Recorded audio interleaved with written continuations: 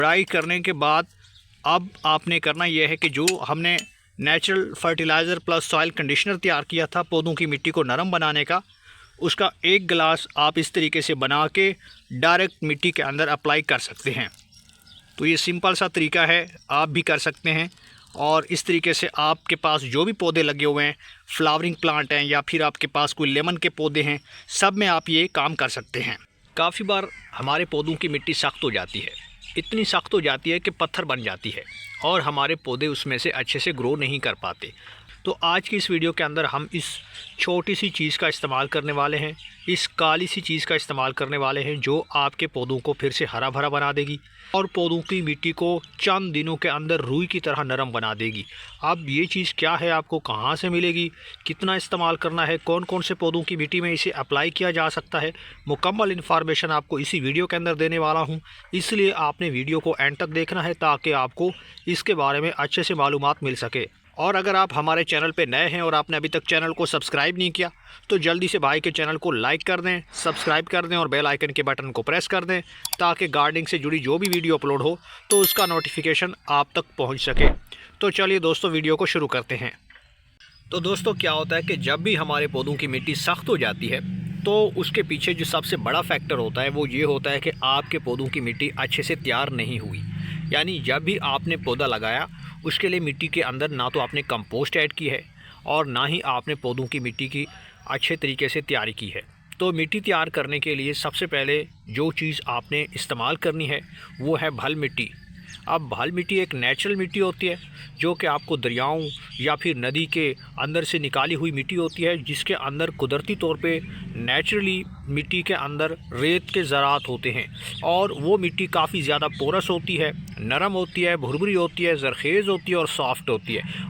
और उस मिट्टी को आप सभी पौधों में इस्तेमाल कर सकते हैं, चाहे आपके पास वेजिटेबल प्लांट्स हैं या कोई दूसरा पौधा है, इंडोर प्लांट है या फिर कुछ इस तरीके से आपने गमलों के अंदर मिट्टी को भरा है तो मिट्टी उसमें से अच्छे तरीके से आपके पौधे ग्रो करेंगे। लेकिन इसके बरक्स अगर आपने पौधों की मिट्टी के अंदर कोई भी गार्डनिंग सॉइल डाल दी है जो कि काफ़ी ज़्यादा हार्ड है, उसको बिना ट्रीटेड आपने डाल दिया है, उसके अंदर ना तो कंपोस्ट आपने ऐड किया है, ना गाय के गोबर की खाद ऐड की है, और या उसके अंदर आप या तो वर्मी कंपोस्ट ऐड कर सकते हैं या लीफ कंपोस्ट ऐड कर सकते हैं। तो बग़ैर खादों के जब आप बग़ैर किसी कंपोस्ट के जब आप पौधों की मिट्टी तैयार करते हैं तो वो अक्सर हार्ड हो जाती है, पत्थर जैसी बन जाती है और फिर आपके पौधों के लिए वो सही नहीं रहती। तो दोस्तों, पौधों को पानी आप तभी दिया करें जब आपके पौधों की मिट्टी का जो सरफेस है कुछ इस तरीके से ये ड्राई होना शुरू हो जाए, थोड़ा सा वाइट लगे, तभी आप इसके अंदर पानी दे सकते हैं। ज़्यादा पानी देंगे, ओवर वाटरिंग करेंगे तो फिर क्या होगा कि आपके पौधों की मिट्टी के अंदर जड़ गलन का मसला आ जाएगा और कीड़े आ जाएंगे, दीमक आ जाएगी या फिर फंगस जो है वो एक्टिव हो जाएगा, जिससे आपके पौधों की जड़ें धीरे धीरे गलती जाएंगी, सड़ जाएंगी और आपका पौधा भी बीमार हो जाएगा। तो इस चीज़ से बचने के लिए कोशिश करें कि पौधों को पानी मुनासिब टाइम पे दिया करें और ज़रूरत के हिसाब से दिया करें। पानी देने का तरीका ये है कि आप इवनिंग टाइम पे या फिर मॉर्निंग टाइम पे हल्का सा पानी दे सकते हैं, ज़्यादा पानी आपने नहीं देना। इसके साथ ही आपने गुड़ाई करनी है, हफ्ते में 1 बार गुड़ाई कर लिया करें। इससे भी आपके पौधों की मिट्टी काफ़ी बार हार्ड नहीं रहती और उसमें से जो आप खाद डालते हैं या लिक्विड फर्टिलाइज़र ऐड करते हैं या पानी देते हैं तो वो जल्दी से आपके पौधों की जड़ों तक सिरायत कर जाता है। तो ये बहुत ही अच्छे तरीके से आपके पौधों की ग्रोथ चलती है। लेकिन अगर आप पानी ज़्यादा दे देंगे तो फिर यही हाल होगा कि मिट्टी बहुत जल्दी हार्ड हो जाएगी, इसका सरफेस काफ़ी ज़्यादा सख्त हो जाता है और इस तरह की मिट्टी के अंदर फिर आपके पौधों की जड़ें अच्छे से फैल नहीं पाती और पौधे का रूट बॉल जो है वो नीचे से काफ़ी ज़्यादा हार्ड होने की वजह से ख़राब हो जाता है, जड़ें अपना काम अच्छे से नहीं कर पाती और इस तरीके से आपके पौधे के ऊपर जितनी भी आई हुई पत्तियां होती हैं वो झड़ना शुरू कर देती हैं और स्टेम कमज़ोर हो जाता है। तो अगर आपके पौधों की मिट्टी इस तरीके से हार्ड हो चुकी है, सख्त हो चुकी है, किसी भी गमले के अंदर आपका पौधा लगा हुआ है और वो अच्छे से ग्रो नहीं कर पा रहा, उसके ऊपर ना तो ब्रांचेज आ रही हैं ना पत्ते आ रहे हैं और स्टेम जो है वो इस तरीके से खाली होता जा रहा है पत्तों से, जब पत्ते पीले हो रहे हैं तो फिर आपने इस चीज़ का इस्तेमाल शुरू कर देना है। आप इंतहाई आसानी से मिलने वाली चीज़ है, सस्ती चीज़ है और इसी से हम अपने पौधों की ग्रोथ में, फर्टिलिटी में और वाइटिलिटी में इजाफा कर सकते हैं। ज़रखेज़ हो जाएगी आपके पौधों की मिट्टी, भुरभुरी हो जाएगी और आपके पौधों की मिट्टी इससे काफ़ी ज़्यादा ज़्यादा पोरस हो जाएगी। तो ये चीज़ क्या है दोस्तों, तो ये है पुराना गुड़। ये छोटा सा टुकड़ा आपने लेना है पुराने गुड़ का, क्योंकि मेरे पास यहाँ पे गमला 12 इंच का है। अगर आपके पास बड़े गमले लगे हुए हैं और पौधे बड़े हैं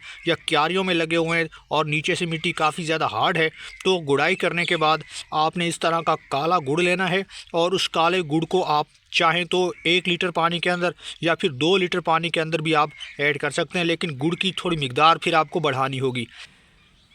एक गिलास के अंदर आपने दोस्तों पानी लेना है कुछ इस तरीके से। और मेरे पास ये जो काला गुड़ है, क्योंकि ये काफ़ी सारे बैक्टीरिया पे मुश्तमिल होता है, इसके अंदर काफ़ी ज़्यादा बैक्टीरिया होते हैं और बैक्टीरिया जो है वो फीड करते हैं, काले गुड़ को ज़्यादा खाते हैं और उससे अपनी तादाद को बढ़ाते हैं। बेनिफिशियल बैक्टीरिया और माइक्रोबियल एक्टिविटी की वजह से आपके पौधों की मिट्टी हार्ड से सॉफ्ट हो जाती है और इसके अंदर कोई भी आप कंपोस्ट ऐड करेंगे तो वो ब्रेक डाउन होगी और ब्रेक डाउन होने के साथ साथ आपके पौधों की जड़ों को जो सिंपलर न्यूट्रिएंट्स है वो मिलना शुरू हो जाएंगे। तो इस तरीके से आपने ये गुड़ लेना है और इस पानी के अंदर मैं कुछ इस तरीके से डाल देता हूँ और